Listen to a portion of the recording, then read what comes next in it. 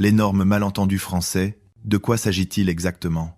Une courte vidéo de seulement 10 secondes, filmée par un homme d'affaires américain à l'aéroport Paris-Charles de Gaulle, CDG, a instantanément fait le tour du monde. Avec plus de 12 millions de vues, le plus grand étonnement du réalisateur n'était pas le contenu de la vidéo lui-même, mais le commentaire unanime qui affluait des 4 coins du globe. On ne voit jamais ça aux États-Unis. Pourquoi seule la France est capable d'une telle chose?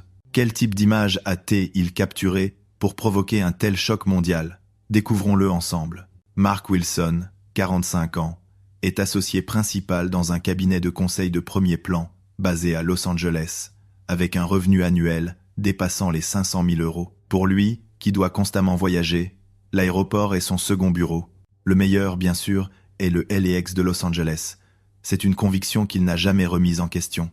De fait, le LAX est une plaque tournante mondiale, utilisée par 87 millions de passagers par an. Mark est immensément fier de la grandiose infrastructure établie par l'industrie aéronautique américaine. L'aéroport français doit être à peu près au même niveau que ceux d'Europe du Sud, avait-il dit un jour à un collègue. Le PIB américain est environ 15 fois supérieur à celui de la France.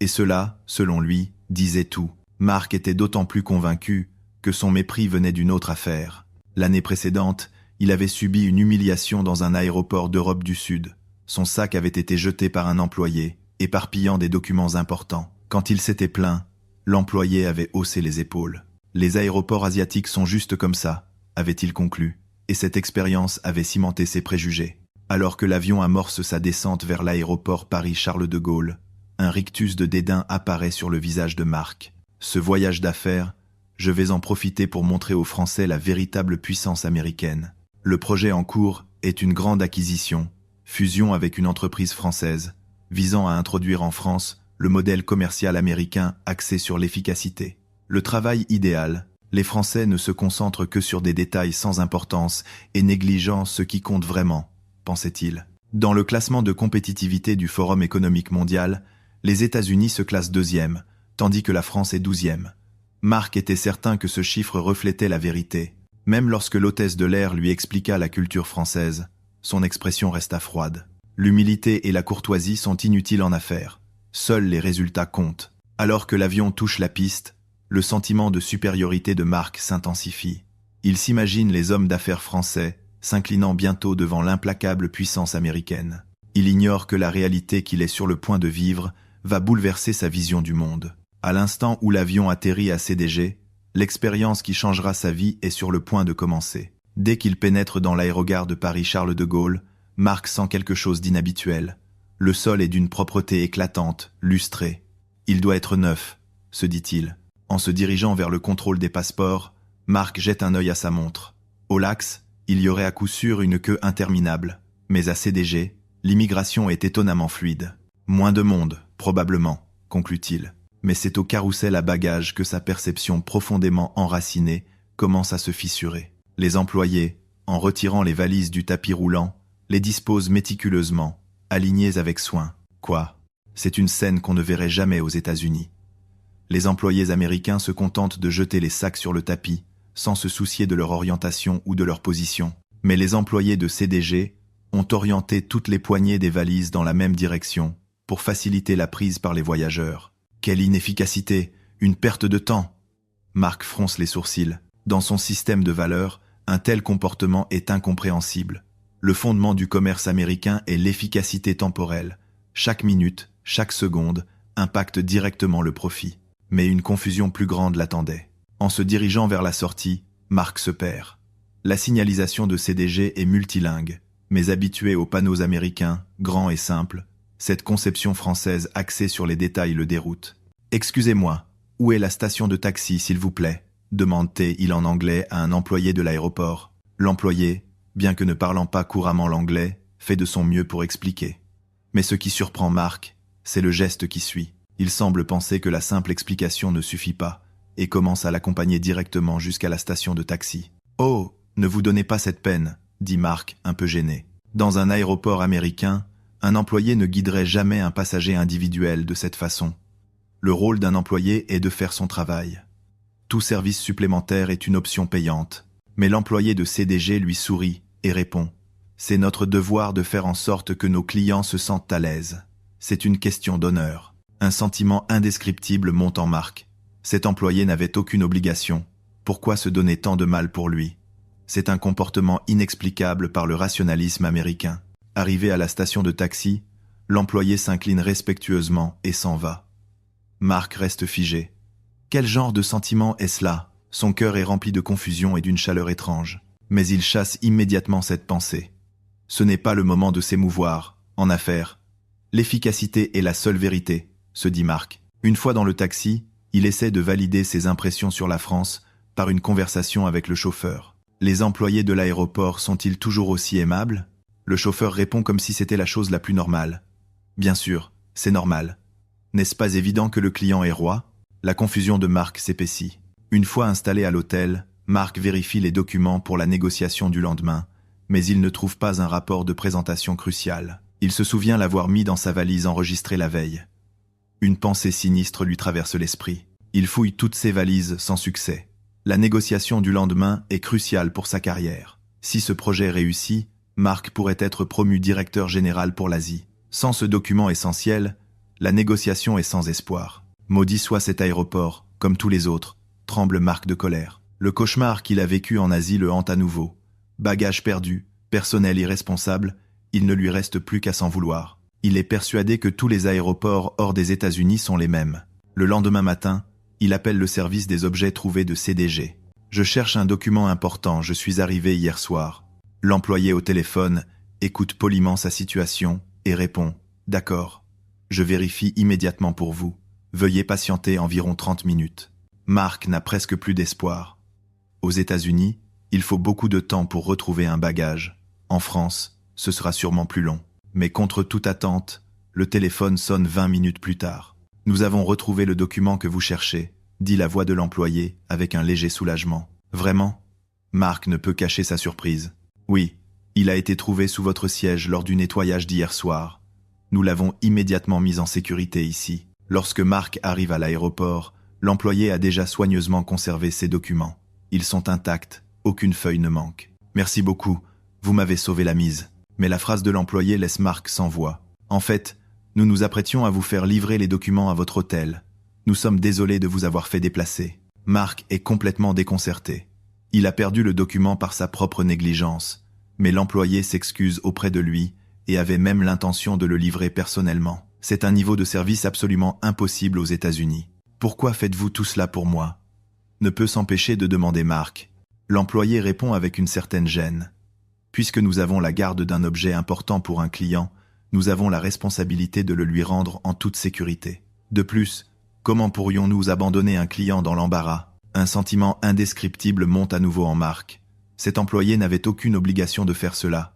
Pourquoi tant de dévouement? Pourquoi sacrifier son temps pour un autre sans aucun avantage ou retour? « Je suis vraiment heureux d'avoir pu vous aider », dit l'employé avec un sourire qui semble sincèrement satisfait, comme s'il était heureux pour son propre compte. Dans le taxi en route pour la Réunion, Marc est plongé dans ses pensées. Tout ce qu'il a vécu au cours des dernières 24 heures est inexplicable par son système de valeurs. Ses comportements contredisent l'efficacité et le rationalisme, mais lui laissent un sentiment merveilleux. Ai-je négligé quelque chose d'important? Mais il écarte immédiatement cette pensée. Ne sois pas émotif. En affaires, seuls les résultats comptent, s'encourage Marc. Il est déterminé à prouver la supériorité du modèle commercial américain axé sur l'efficacité lors de la négociation imminente. La négociation se déroule mieux que prévu. La présentation de Marc est impeccable et les dirigeants de l'entreprise française écoutent attentivement. Si nous introduisons notre système, nous pouvons réduire les coûts de 30% et l'effectif de moitié. La partie française semble intéressée par l'efficacité chiffrée. Mais à la fin de la négociation, un problème inattendu surgit. Et que ferez-vous de la question de l'emploi des salariés? Avez-vous pensé aux employés qui seront licenciés? Marc sourit intérieurement. En affaires, il est normal d'éliminer les parties inefficaces.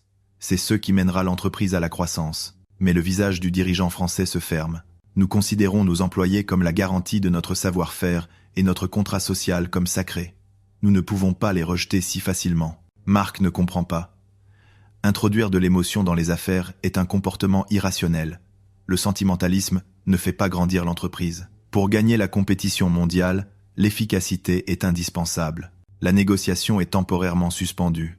La partie française dit qu'elle va y réfléchir, mais Marc sait que c'est un refus. Sur le chemin du retour à l'hôtel, il ne peut cacher sa frustration. Les Français sont incompréhensibles. Ils sont encore en retard par rapport aux standards mondiaux. Mais l'incident du lendemain le déconcerte davantage.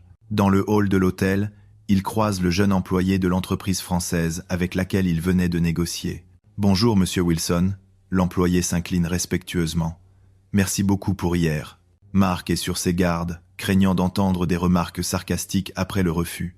Mais ce qui se passe est le contraire. En fait, je voulais que monsieur Wilson comprenne mieux la culture de notre entreprise.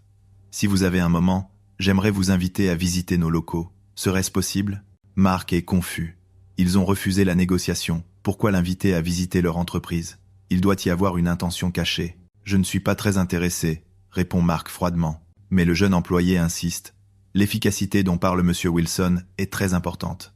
Mais nous avons aussi notre propre efficacité. Si vous la voyez de vos propres yeux, je suis sûr que vous ferez de nouvelles découvertes. Finalement, la curiosité de Marc l'emporte et il accepte. Mais une forte conviction demeure en lui. Ce n'est rien de plus que d'observer la gestion inefficace à la française. Ce sera être une bonne occasion de prouver une fois de plus la supériorité américaine. Le jour de la visite, Marc est stupéfait. L'atmosphère de l'entreprise française est complètement différente de celle des États-Unis. Les relations entre employés sont aussi proches que celles d'une famille. Mais aux yeux de Marc, c'est l'image même de l'inefficacité. Comment un environnement aussi permissif peut-il être compétitif ? Se moquait-il intérieurement. Lors de la visite de l'usine, les employés entretiennent méticuleusement les machines. Aux États-Unis, ce travail serait externalisé à des entreprises spécialisées. Quel manque de conscience des coûts. Et certains Marc. Dans la cantine des employés, à l'heure du déjeuner, il est encore plus surpris. Les cadres et les employés mangent ensemble. C'est une scène qu'on ne voit jamais aux États-Unis. Pas de distinction de classe. Comment maintenir la discipline dans l'organisation ainsi ? Mais ce soir-là, un événement vient ébranler les valeurs de Marc. Un petit accident se produit dans l'usine, un employé est légèrement blessé. La manière dont l'entreprise française gère la situation laisse Marc sans voix. Dès l'instant de l'accident, l'atmosphère de l'usine change. Mais au lieu du chaos attendu par Marc, une réaction étonnamment calme et méthodique se produit. L'employé le plus proche administre immédiatement les premiers soins au blessé, tandis qu'un autre appelle l'ambulance et un autre contacte la famille du blessé. Ils doivent suivre la procédure opérationnelle standard. Pause, pense Marc. Il y a aussi des procédures d'urgence aux États-Unis. Mais ce qui suit dépasse son imagination.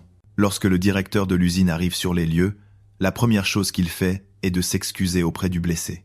« Je suis désolé, c'est à cause de ma mauvaise gestion. » Aux États-Unis, la première chose à faire serait de déterminer la responsabilité et d'évaluer les risques juridiques.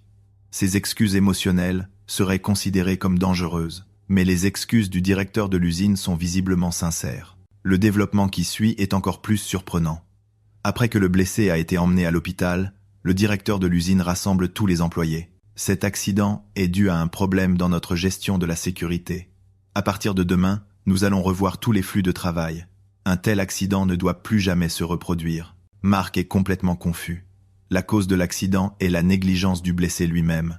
Pourquoi le directeur de l'usine doit-il assumer la responsabilité ? Aux États-Unis, cela serait classé comme une responsabilité individuelle. Mais ce qu'il ne comprend pas, c'est la réaction des autres employés. Personne ne blâme le directeur de l'usine. Au contraire, tous s'expriment. Nous aurions dû être plus prudents, nous aussi. L'organisation entière assume la responsabilité ensemble. C'est trop inefficace, se plaint Marc intérieurement. Mais la scène qu'il voit le lendemain apporte une fissure décisive à ses valeurs.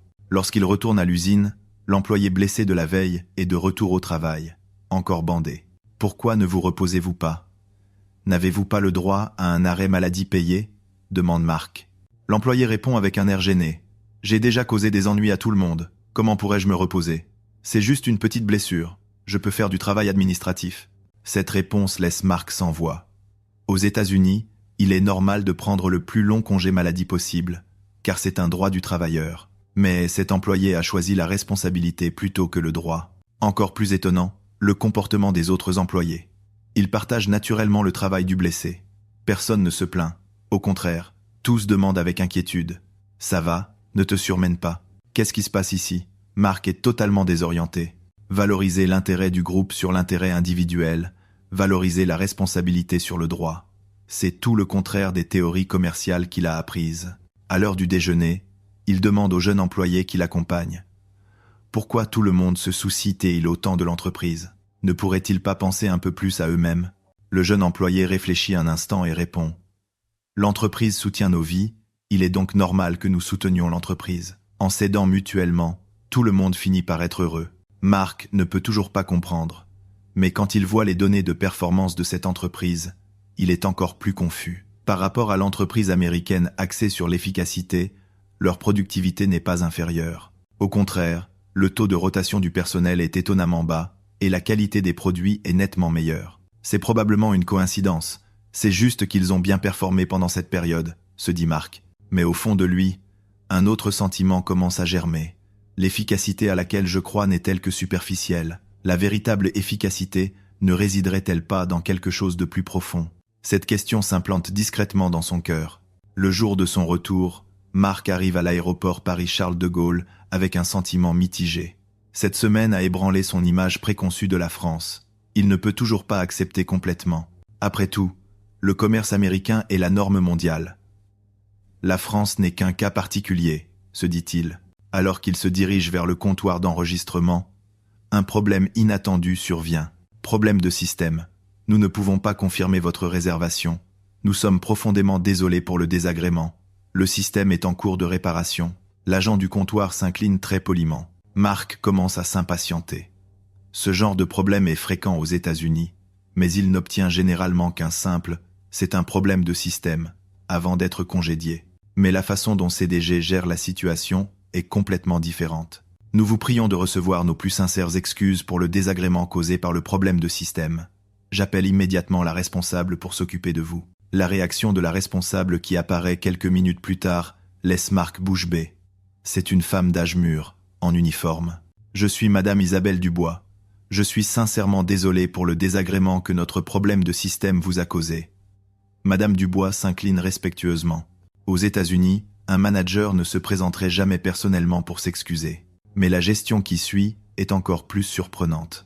Nous allons vous surclasser en première classe et vous offrir un bon cadeau pour une utilisation future, en guise d'excuse pour cet incident. Ces mots sont un choc énorme pour Marc. Aux États-Unis, les limites de responsabilité de l'organisation sont clairement définies. Ne pas interférer avec ce qui n'est pas de votre ressort est un principe fondamental. Mais Madame Dubois a franchi les limites de l'organisation, plaçant la satisfaction du client en premier. En attendant au salon d'honneur, Marc repense aux événements de la semaine. L'employé de l'aéroport qui l'a aimablement guidé. L'employé qui s'est efforcé de lui rendre le document perdu. L'entreprise qui prend soin de ses employés comme une famille. L'usine où l'équipe entière assume la responsabilité d'un accident. Et maintenant, cette responsable qui dépasse les limites de l'organisation pour le client. Le point commun à tous ces événements est un cœur qui se soucie des autres. Même si cela semble contredire l'efficacité et le rationalisme, cela crée le meilleur résultat possible. C'est être cela, la véritable force de la France. À l'approche de l'embarquement, Marc sort instinctivement son smartphone. Il veut filmer le service de Madame Dubois, mais la raison est complètement différente de celle du début. Au départ, il avait l'intention de se moquer du service français, apparemment excessif. Maintenant, il veut présenter ce service exceptionnel au monde entier. Lorsqu'il demande à Madame Dubois la permission de filmer, elle répond timidement « Je n'ai fait que mon travail. Mais si cela peut aider, allez-y. » La vidéo n'est que de 10 secondes. Elle montre Madame Dubois s'occuper méticuleusement des bagages et s'incliner avec un sourire pour dire au revoir au client. Cette scène, apparemment ordinaire, montre clairement à Marc la véritable puissance française. En montant à bord, il se dit « J'avais vraiment tort. J'ai négligé le plus important. » Il décide de diffuser cette vidéo au monde entier. De retour à Los Angeles, Marc publie immédiatement la vidéo sur les réseaux sociaux, avec le titre « Est-ce réel ?» 10 secondes filmées à l'aéroport Paris-Charles de Gaulle. Dans le commentaire, il écrit ses véritables sentiments. « J'avais complètement mal jugé la France. L'employé dans la vidéo n'a rien fait d'extraordinaire. Elle s'est simplement souciée sincèrement du client. Mais j'ai réalisé que c'est là la véritable force française. » La vidéo se propage rapidement. En un jour, elle dépasse le 1 million de vues. En une semaine, elle atteint 12 millions de vues. Les commentaires du monde entier dépassent de loin les attentes de Marc. C'est une scène qu'on ne verrait jamais dans un aéroport américain. C'est ce qu'on appelle le service à la française. Ce n'est pas seulement un service de surface, On sent un soin sincère. Pourquoi seule la France peut faire ça? Les commentaires des employés d'aéroports du monde entier sont particulièrement marquants. Nous voulons les imiter. Nous avons oublié de prendre soin des clients. Demain, nous allons changer notre état d'esprit. Marc est profondément touché. Son expérience est en train d'influencer le monde entier. Mais le plus grand changement a eu lieu en Marc lui-même. Son style de négociation commerciale a radicalement changé. Il ne recherche plus l'efficacité seule, mais commence à penser du point de vue de l'autre partie. Réduire les coûts est important, mais la question de l'emploi de tous les employés l'est tout autant. Trouvons ensemble un moyen de réaliser les deux, propose-t-il. Au début, cette approche est remise en question par ses collègues. Qu'est-ce qui t'est arrivé en France? Ça ne te ressemble pas. Mais le résultat est inattendu. Les propositions qui tiennent compte de la position de l'autre partie sont de plus en plus acceptées par les entreprises. Des relations de confiance à long terme sont établies. Le taux de fidélisation des clients augmente considérablement. 6 mois plus tard, Marc est promu directeur général pour l'Asie. Mais ce dont il est le plus fier est une autre chose.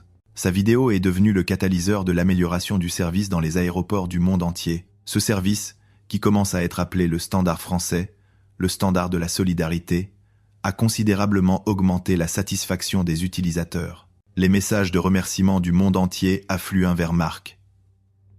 Votre vidéo m'a fait découvrir la grandeur de la France. Je veux aussi aller en France. Vous m'avez appris ce qu'est le vrai soin.